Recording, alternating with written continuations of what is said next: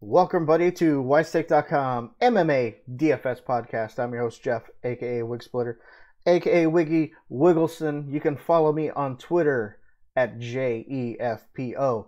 That's right, I'm so po I could only afford one F. Just kidding.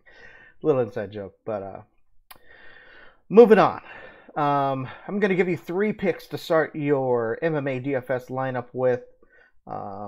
You can either use it as a base for your GPP lines, you can use it for a cash line, whatever you want.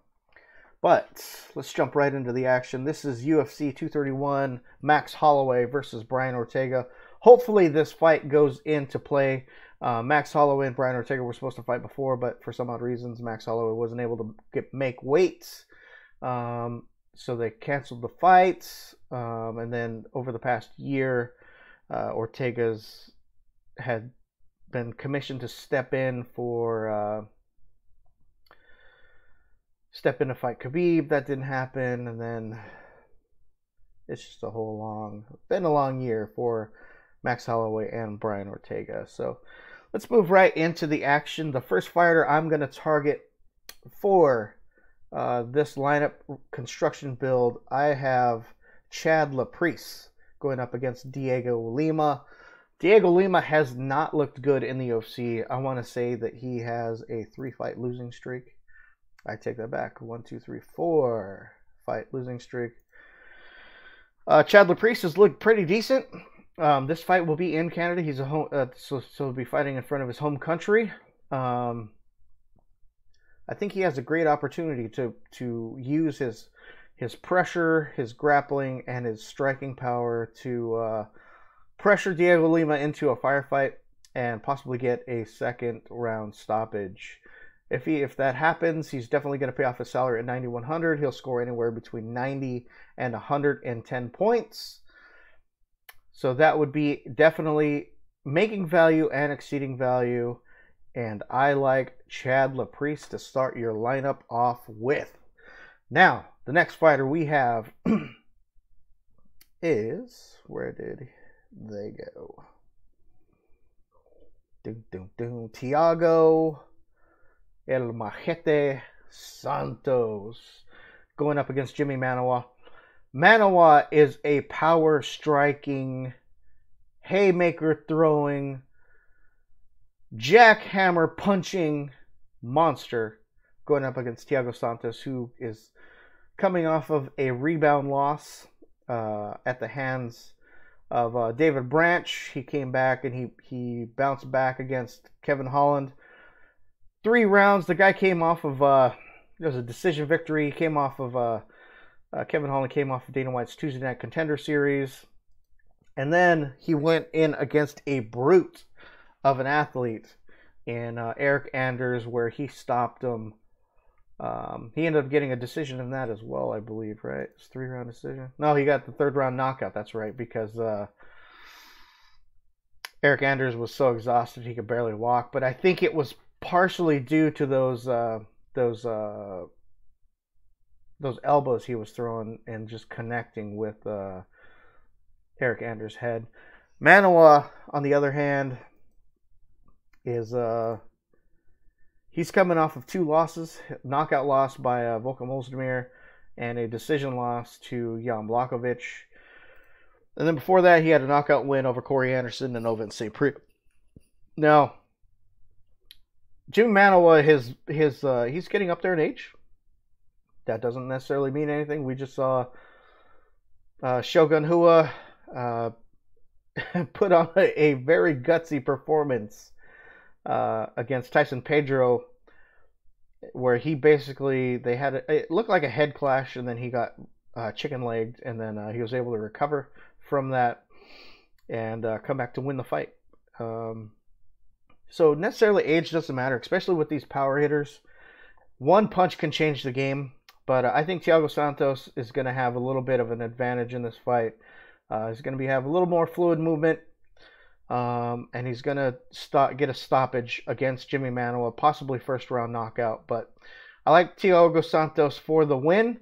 And he's probably going to get a stoppage either first or second round, and it should be by knockout. Now, value play of the day for me to give to you. And the third pick that we have for your lineups is no other than Mr. Kyle Bochniak. He's going up against Hakeem Dawodu. Kyle Bochniak is no joke. He took Zabit Magomedsharipov to a decision.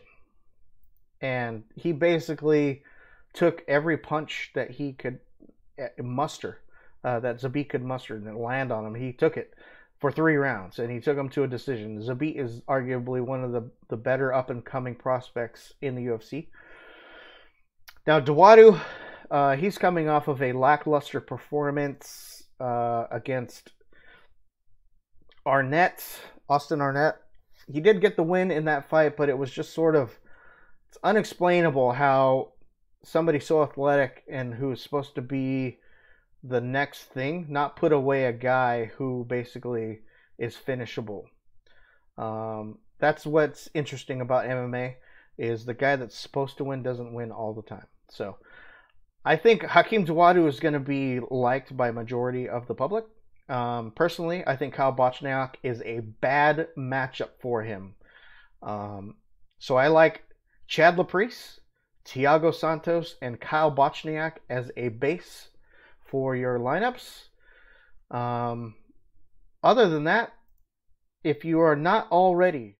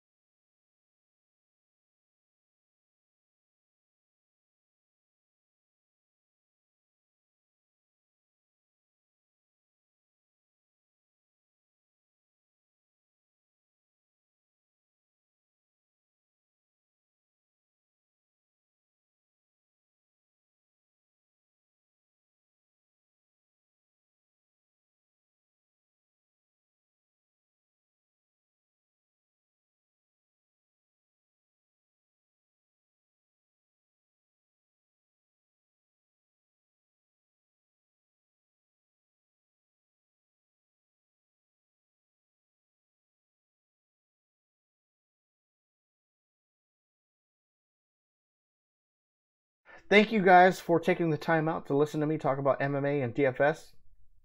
I am humbled by the fact that you guys send me messages thanking me about, different ideas that I've given you, maybe insight on a fighter that you didn't know about. I appreciate you guys taking the time out just to do that. I mean, I'm just a guy who just loves MMA, and I play DFS, and I'm lucky enough to work with a company like Wigspitter that gives me a platform to be able to share my knowledge and to participate in helping other people make money. And that's it's pretty cool. It's a pretty cool idea. It's pretty awesome that it happens. But I appreciate the time you guys take out. If you're not already a subscriber, like I said, head on over to wisestake.com. Pick up an event pass. If you're new to us, listening to us on Podbean or iTunes, leave us those 5-star reviews. If you're watching us on YouTube, make sure you hit that like button, hit the subscribe button. Leave me any comments down below if you have any questions for me, or if you just want to chop it up. For sure, hit me up. I'm always open at talking about MMA. If you want to hit me up on Twitter, like I said, my Twitter handle is JEFPO. You can follow us at wise_take. And with that being said, thank you again. And as always, have fun and make that money. Yes.